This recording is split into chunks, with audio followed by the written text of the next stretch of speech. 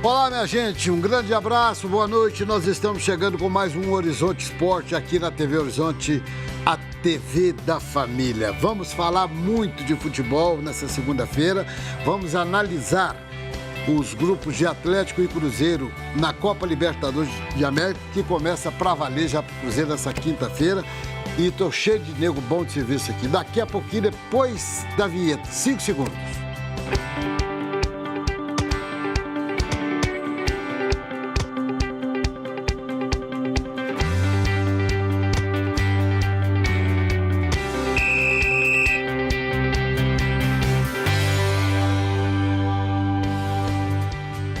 Sem mais delongas, eu começo cumprimentando o meu capitão.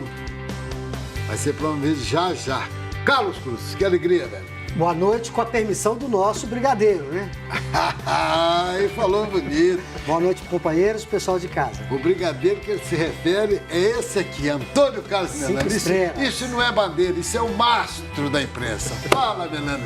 Boa noite para todos vocês aqui da mesa, boa noite para todos vocês que estão aí do outro lado nos prestigiando nessa segunda-feira. É bom falar daquilo, uns estão no samba, né?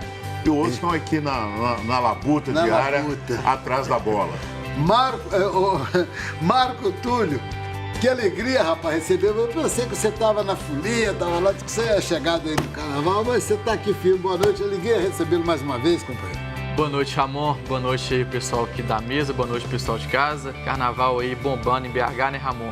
Mas é uma semana importante, né, para Atlético, né, que estreia na Libertadores na quarta-feira, o Cruzeiro estreia na quinta-feira, jogos importantes aí, a gente vai abordar tudo isso aqui hoje. E para falar nisso, tem um convidado aqui muito especial, porque ele conhece tudo do futebol sul-americano.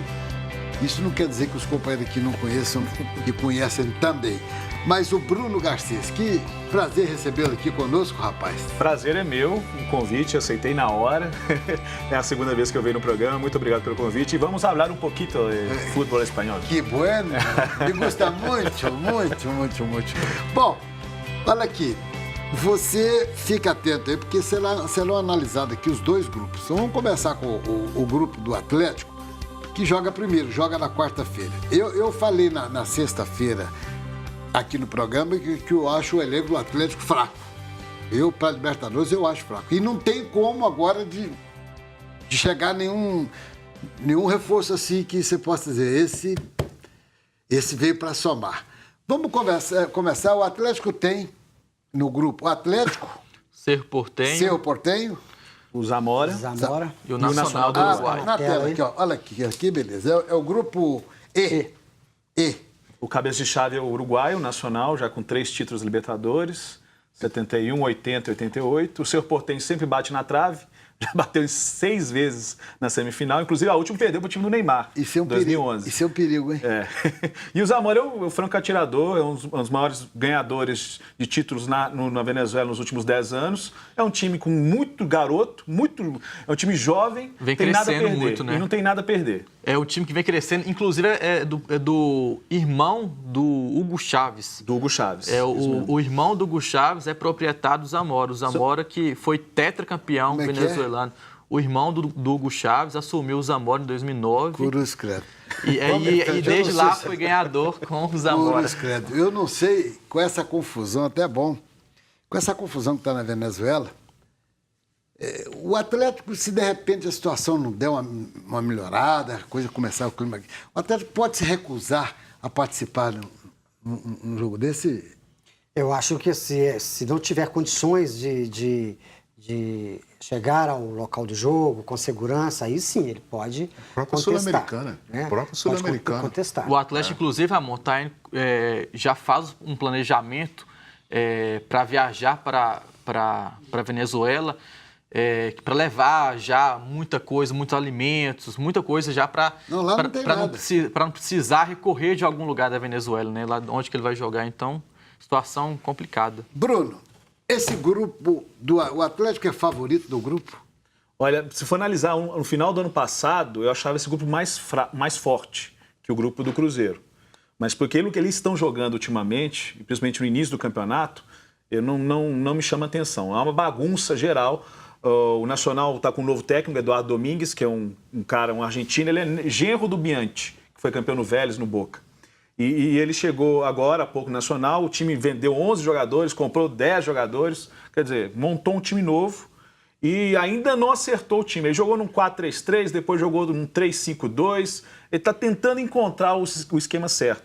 Lá a crítica forte no Uruguai é que ele joga sem um volante de marcação e que é quase um suicídio isso no futebol uruguaio. E são adversários que o Atlético já enfrentou na história da Libertadores, né? O Cerro Porteño, o Atlético enfrentou 4 vezes na história, são 2 vitórias e 2... Não, aliás, uma vitória do Atlético, uma vitória do Cerro Porteño e 2 empates. Também já enfrentou Nacional, mas nunca venceu Nacional na história da Libertadores. Perdeu uma vez, empatou 2, e o Zamora enfrentou recentemente na Libertadores de 2014. Isso. Inclusive com o time do Ronaldinho Gaúcho, do Bernard, e o Atlético teve dificuldades para enfrentar esse Zamora. Então, são adversários que o Atlético já enfrentou na história e tem que se preparar muito para começar bem quarta-feira no Mineirão, que certamente vai ter casa cheia, né? Mas só para completar, então, é um grupo que tem torcida, tem estádio, tem a pressão, mais do que o grupo do Cruzeiro. O Huracan mesmo não lota o estádio dele, o Palácio. O Cerro Porteño tem seu estádio novo lá, Noiva hoje, um estádio lindo, bonito, que ele com dinheiro e barato, conseguiu construir barato. 45 mil lugares. Isso, e barato foi construir um estádio com dinheiro da própria torcida, da diretoria e tudo. Um estádio lá, Noiva hoje é que chama, né? Que é o caldeirãozinho deles. Em torno lá de 100 milhões, né? Isso. E aqui no Brasil, para reformar um estádio, aqui já gastaram 1 milhão. Não. 1 bilhão. Maracanã. É só fazer o vestiário, rapaz. Pelé. Você Por aí vai fazer o vestiário aqui no Brasil. Mas aí, Carlos Custo, e o que você pensa do Atlético nesse grupo? Eu espero isso, o que o Bruno colocou aqui, e que nós falávamos na semana passada. Eu espero que os adversários do Atlético estejam, pelo menos, no nível do Atlético. Aí dá para encarar e fazer sucesso. Porque se tiver um pouquinho ali para cima... É duvidoso, porque o Atlético não tem convencido em suas últimas partidas, né? Mas eu estava vendo, analisando, está aqui comigo, estou lendo aqui a classificação aqui dos campeonatos locais, né? Os adversários realmente não estão conseguindo pontuar em seus campeonatos regionais. Pontuar para estarem liderando seus campeonatos, né? E isso realmente indica que há a possibilidade do Atlético e do Cruzeiro conseguirem passar nessa primeira etapa. Não tem os pontos e não tem futebol também. Não tem, nem a competitividade, os resultados não estão chegando para esses times e o futebol também decepcionando. Você vê que a imprensa tem batido em cima dos dois técnicos, do técnico o espanhol, Fernando Ribeiro, do Cerro Porteño, e o técnico argentino do Nacional. É impressionante. A sua opinião, Lelane, a respeito desse grupo do Atlético? Eu vejo a Libertadores como uma competição muito difícil para o futebol brasileiro. Porque o futebol brasileiro ele não encaixa na mente do brasileiro o espírito de Libertadores que o engloba muito bem os argentinos, os uruguaios, os paraguaios. Mas, tecnicamente... respeito a opinião do Bruno, do Marcos Túlio, do Carlinhos, de todos vocês, tecnicamente o futebol brasileiro é muito superior. E o Atlético é muito superior a todos os 3 concorrentes que ele vai ter, mesmo com uma equipe, não é a equipe dos sonhos, mas mesmo assim o Atlético tecnicamente é muito superior a os 3 primeiros adversários da fase de grupo. E eu tenho também, além disso, o Túlio bem apresentou aqui, a questão do histórico do Atlético contra esses adversários.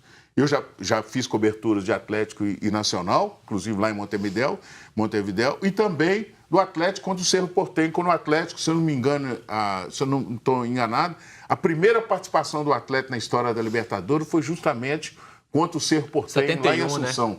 Lá em Assunção, eu estava presente. 71. Jogo em que o Fábio Fonseca, o Atlético perdeu a classificação, inclusive perdeu lá, o Atlético saiu na primeira fase.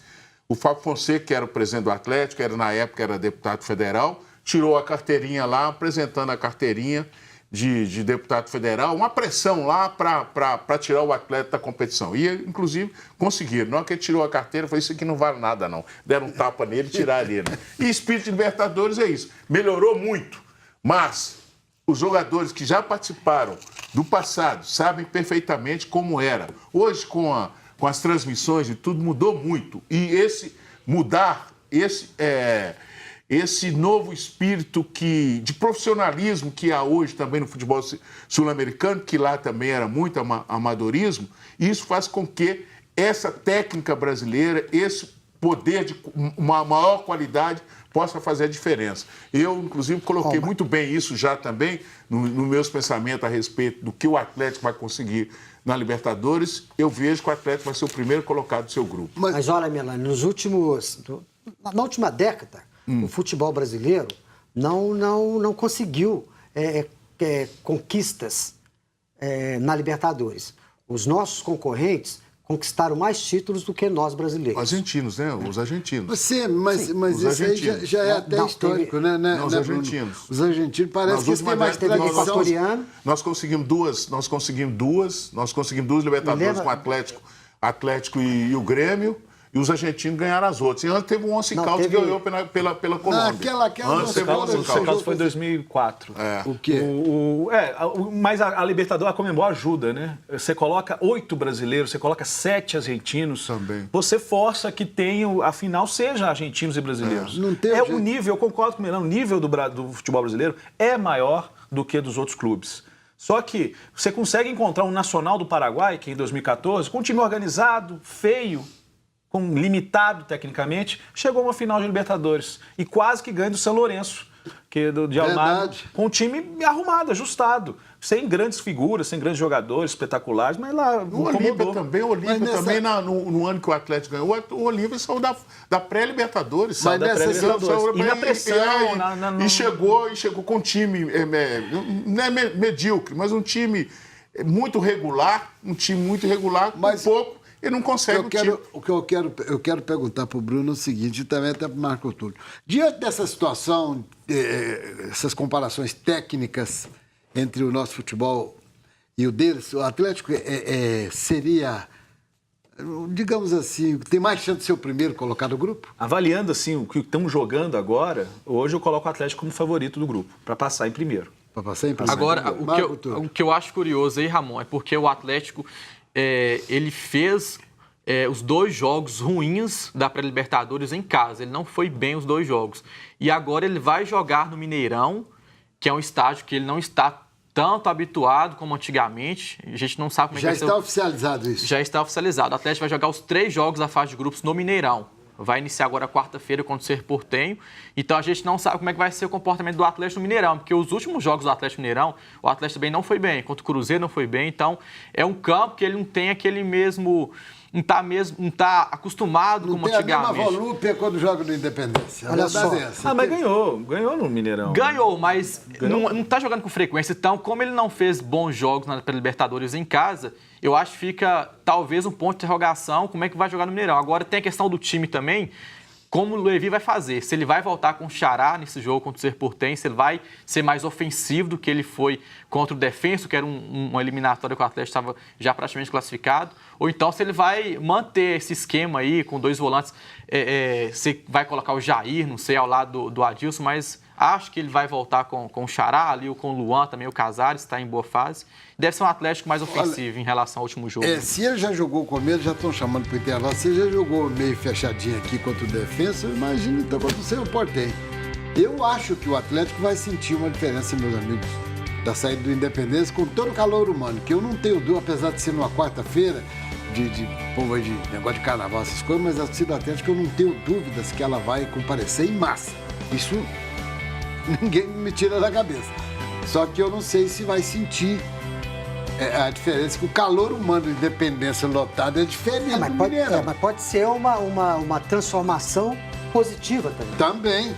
Porque a frequência, a presença do público vai ser maior também. Carlinhos, o Atlético nunca podia ter saído do Mineirão. Verdade essa. É verdade. Vamos para o intervalo comercial e já voltamos, minha gente. A prosa tá boa, é rapidinho.